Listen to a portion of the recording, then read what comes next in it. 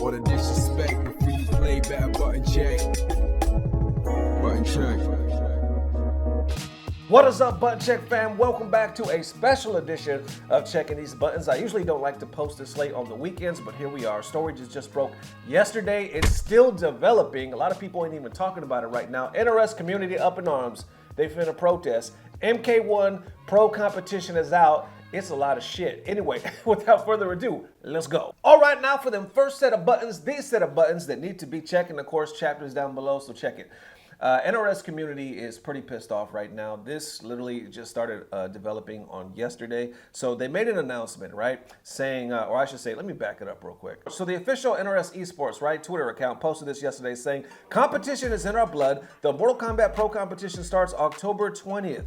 East Coast Throwdown signups, post the information right there. More information to come regarding MK1 Pro Kompetition soon to follow, and keep up with NRSEsports. More details in the thread. The Mortal Kombat 1 Pro Kompetition features both offline and online tournaments where global leaderboard points are awarded to player based on their placement in each event. 4 offline events, including ECT, and 3 online events per region will be available for every player to compete for points. To prevent penalizing those who can't make every event, only the 3 best offline and 2 best online placements count towards their global leaderboard score. 10 online regional final winners and 9 top players on the global leaderboard and 1 winner of the last chance qualifier will make 20 players who compete at the final combat. More details on the league and a full rule set and more point breakdown down below. And of course, they post that information, which we'll talk about right now. And of course, the FGC starts doing some talking right now. And like I said at the beginning,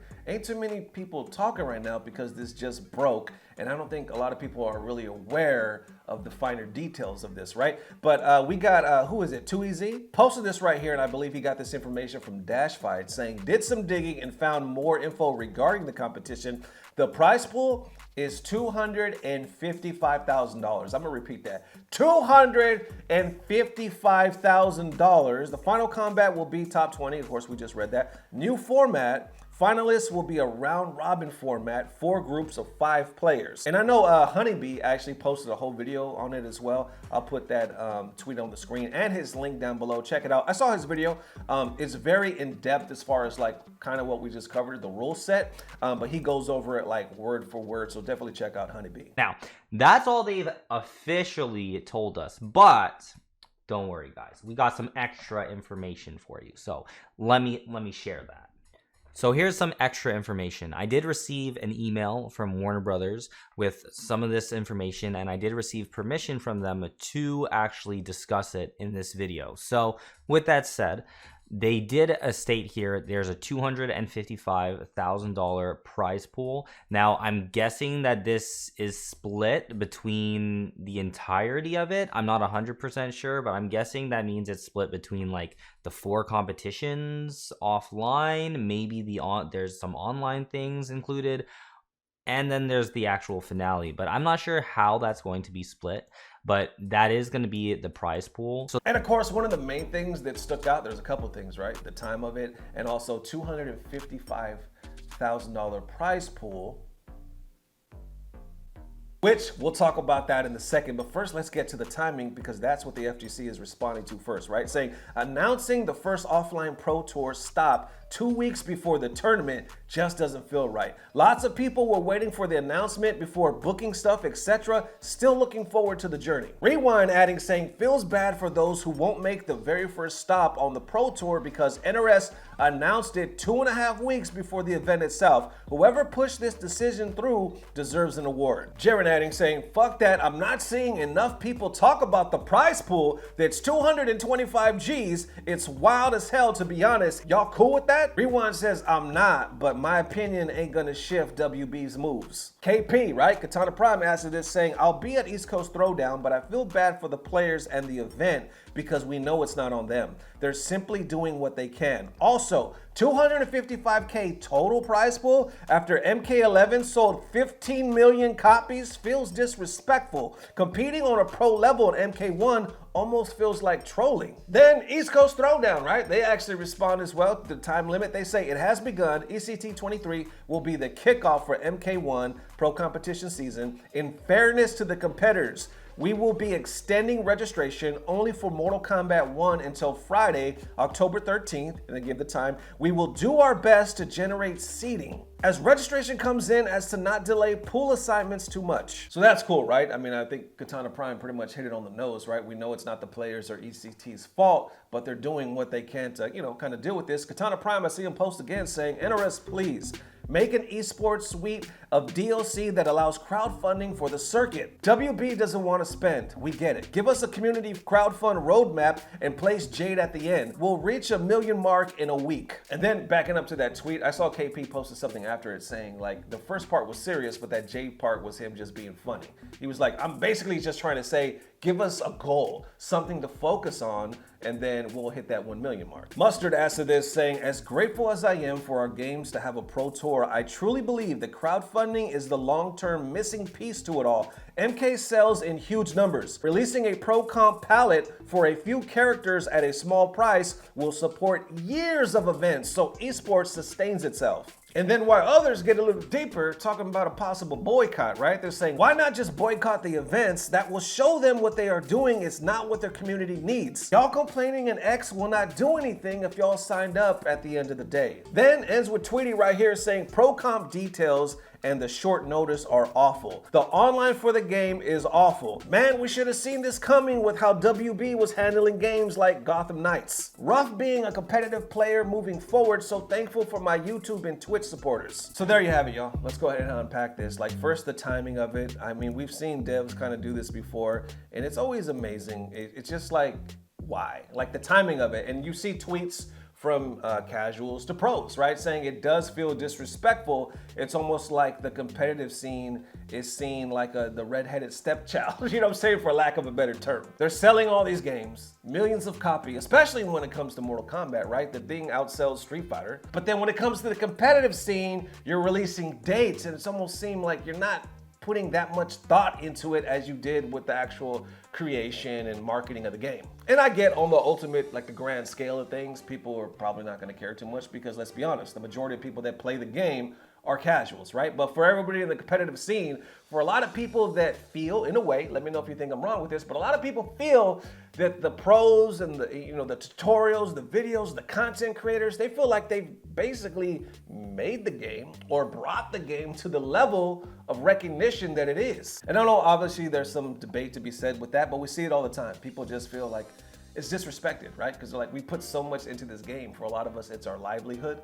Like we do this full time. I'm not talking, you know, the percentage that there is. But for those that do, they just feel like it's almost like a slap in the face. And then on that flip side, what we got? 255,000. Man, that's crazy. That is, I mean, let's be real. We were talking about here on Button Check, like, man, it's a good time to be FGC for a while, right? We got so many games on the horizon, like it just feels good, right?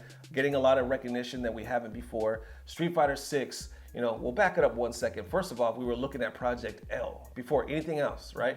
We were like, holy shit, Riot's gonna come in and they're gonna blow the FGC through the water. They're gonna put these prize pools like we never seen. It's gonna be amazing. But before even that happened, Capcom surprised everybody with the $2 million CPT, right? With, I think it's like, what, $1 million for first place? So just that alone was like, holy shit, FGC is really going in a mainstream direction. Then we started looking at other games from that, like, oh, we wonder what Tekken's gonna do. You know what I'm saying?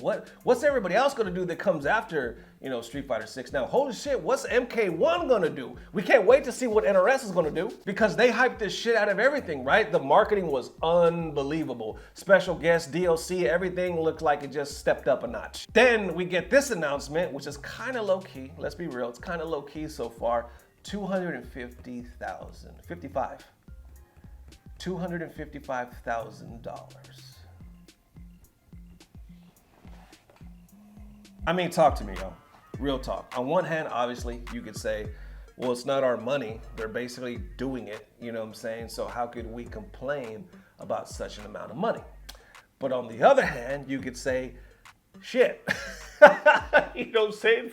I know I'm a poet, right? You could say, shit, like, how are you guys selling this much? How are you doing this much? It seems like you're doing bigger numbers than everybody else. but the amount that you're willing to put to the people that have your back in more ways than any is cheaper, is lower, much lower, like significantly lower than everybody else. It kind of doesn't compute right now, you know? So how y'all feeling, man? At the end, as the more that the story develops, do you expect, you know, NRS to listen like they've listened? They've listened so far when it comes to changing the game, you know, but tweaks and bugs and stuff like that. But do you think they'll listen when it comes to the pro level of competition? You know, when a lot of people recommended the crowdfunding. Like, yo, if you could just do that and let us kind of handle that, we'll put it in a way that'll sustain us in esports for years. Do you think that's a possibility? Like, how real do you think that is for NRS? It's like, you know what? That makes sense. And why? I mean, from an outsider, for me, it does seem like a good option, you know? Or do you just feel like, no, they need to listen to the point where, where's the beef? You know what I'm saying? That shows how old I am. You know what I'm saying? Like, where's the dough? When no, y'all got it, like if we're investing this much, why not just invest a little more in your community? And of course, as always, time will tell. We got this developing just in the last day or so. How y'all feeling? Let me know. There it is, ladies and gents. Definitely let me know one more time what is going down in them noggins of yours. How y'all feeling, man? It's a lot. It's a lot. And as I see this kind of spreading more, you're gonna have a lot of people feeling some type of way about it, you know? Doesn't look good, I'll say that. And I'm not necessarily trying to hate on NRS or MK1. Shit, I like the way the game looks, you know what I'm saying? It is though, I gotta be real, it's disappointing.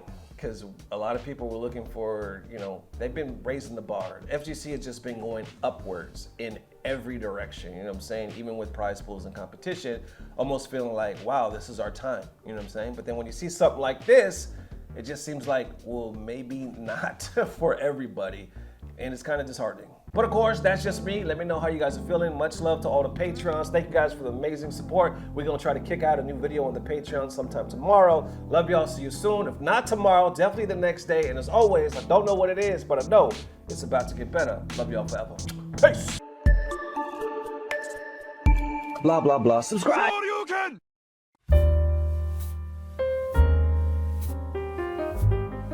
Get up, cocksuckers, it's all over.